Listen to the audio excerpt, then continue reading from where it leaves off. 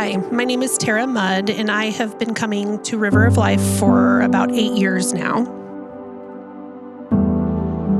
When my husband and I, David, first started dating, we were in very similar spots in life as far as religion and faith went. I had been raised Lutheran. It was very much about rules and what you can and can't do.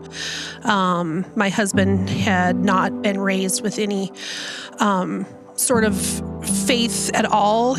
And I remember one of our very first conversations was about religion. And he expressed to me how he thought that religion was for the weak-minded, anybody who needed another being that you couldn't see was just weak. And I didn't agree or disagree with that, but it didn't alarm me after getting married and having children.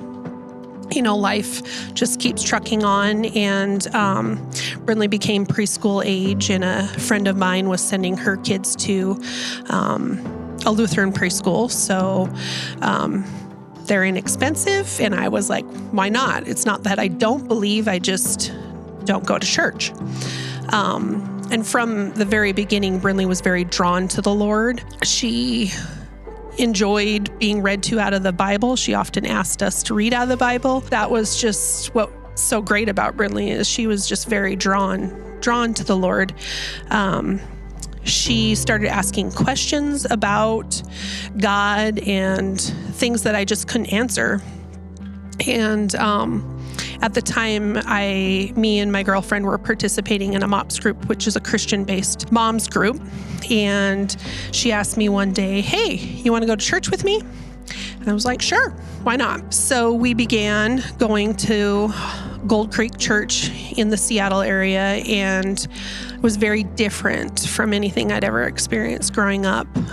This is where I was introduced to a relationship with Jesus. And one Easter, we ended up at church as a family. David came along with us, and he experienced a completely different kind of church and was intrigued and started coming with us pretty regularly. We served in the 2-year-old room for kids' church, and that's about as far as it went. Like, it never got any deeper. We never really embraced the whole idea of following Jesus, because our life in church was very different than what we lived at home. We didn't talk about God. We didn't pray. We didn't do those things. So it was never a real big part of our family. Opportunity arose for us to move to Montana, and our big top of the list was about moving here was giving up our church. And I was just scared. I knew that if we left where we felt comfortable, that it was probably the end. And unfortunately, we made the move, or fortunately, however you want to look at it, we made the move to Missoula. And as I feared, that was kind of the end of church. Brindley was invited to River of Life, and for months I was like, why do I want to go out to East Missoula to go to church? That's way too far. No, we're not going. And then eventually I wore down and we showed up at River of Life.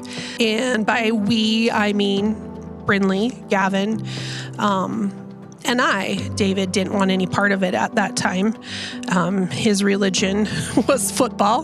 That was definitely more important on Sundays than coming to church. We kind of just went on. That's just the way it was. Mom and the kids went to church, and Dad worked and stayed home and watched football. So I don't remember like timeline as far as like years that this happened. But I remember Pastor Jason preaching. It was at the beginning of the year. He was doing a series on family, and he was specifically preaching to people, spouses that their significant other wasn't attending church. And he used a term called nag and drag.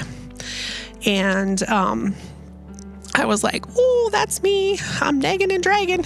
And so at that point, I quit asking. My mom had and I had gone to women's retreat, and on our way home, she said to me, you're a completely different person when you're with your church family than you are at home. And I was like, whatever. And she's like, which one is the real you? And that hit hard, very hard. Part of me was following Jesus and wanting to do the right thing. And at home, I was scared to say anything about Jesus. David wasn't really interested in making any of decisions based on biblical principles. And quite honestly, I was afraid to share my beliefs and what I thought because I didn't want to scare him away.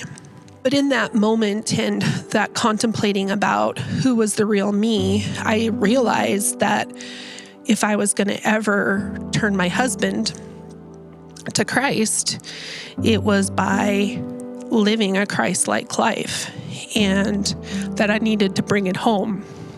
I was at a point in my marriage that I would look around at church and I would see couples, and I would want that so bad for myself. And I wondered, is this the point where I say, I can't do this anymore? I want that. And when it really came down to it, I loved David way too much to give up. And God told me then, he's like, did you not learn anything from the last trial I gave you?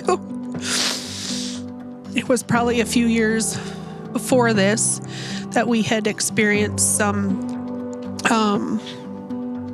issues with our daughter. She had started to walk away from the Lord and make decisions that were not healthy. And in a moment of despair, I just cried out to the Lord, and he told me, I got this.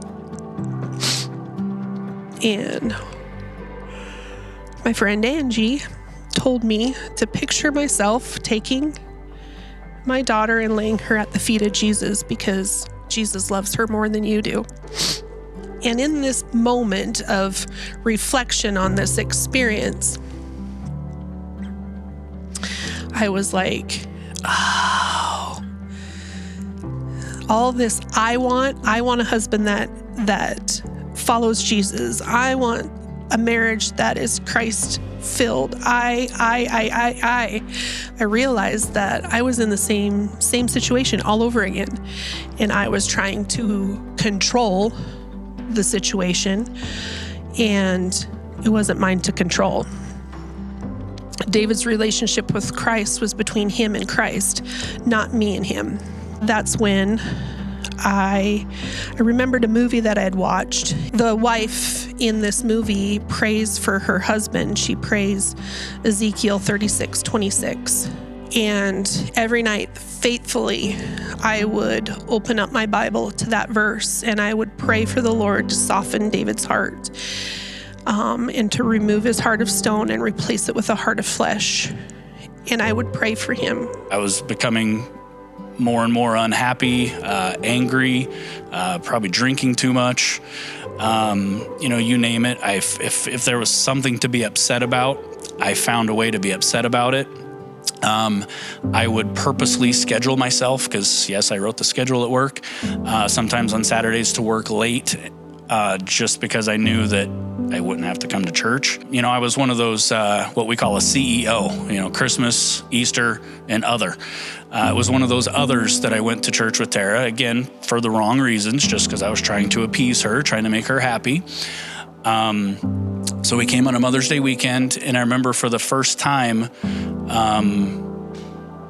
feeling like in that service, and I can't remember the exact message, but I just remember leaving feeling like I had been spoken to finally, and I heard the word rather than just going through the motions. It actually had an impact on me, and I left feeling like, I was hearing something that I needed to hear and learning something that I needed to learn. So the week passed, And I just remember that next Saturday, I don't remember what I was doing, probably doing my normal Saturday stuff. And I just remember hearing a voice say, just go.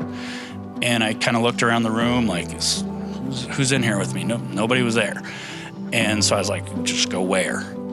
And within the hour, I knew in my heart that, it was here, that I was supposed to be here. And so, went to church again that weekend. Several weekends later, Jason was counting. You've been here 8 weeks in a row, 9 weeks in a row. I think he missed a couple here or there, but that's beside the point. At that time, I started to become more and more involved, doing different things, day of service, just doing little things here and there where I could. I was brought in by Tara to help Seth with sound, which also helped, pardon the pun, plug me in. So we were able to become more involved in that as well, which I still am doing sound now. It was our anniversary, which is July 1st. We were out of town, and I finally got up the nerve to be like, I love the fact that you're coming to church with us, but I have to know what changed. He just said to me, he's like, I'm just so miserable in all areas of life. I knew that I needed something more. David got voluntold, as he likes to tell me, that he needed to join the sound ministry. I asked him to come, and if I did it, if he would do it with me, because I knew he would be great. He's totally into music. He loves all of that. He'll say, oh, I love this guitar. Like, do you hear that? I'm like, sure. But that's his thing. And so getting involved definitely helped growing his relationship, because now he had responsibilities and he was connecting to the church family in a different way. We went to a weekend to remember also last year. And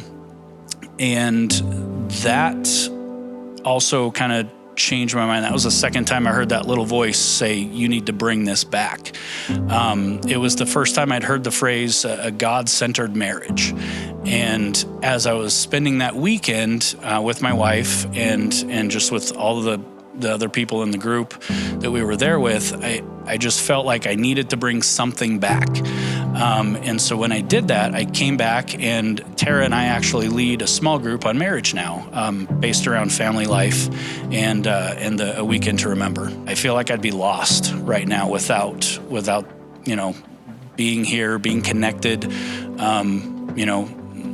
taking this walk, and just living a much, much better life.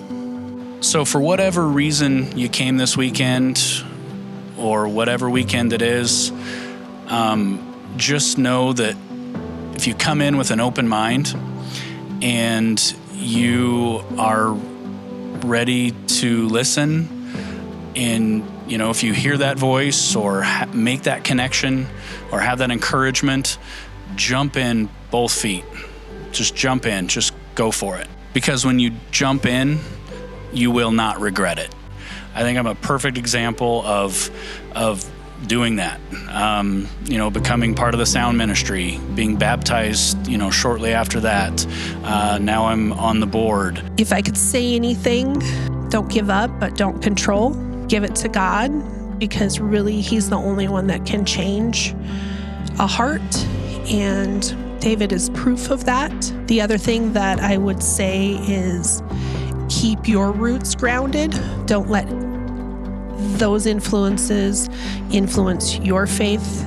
Keep it steady, keep coming, keep praying, and let God work.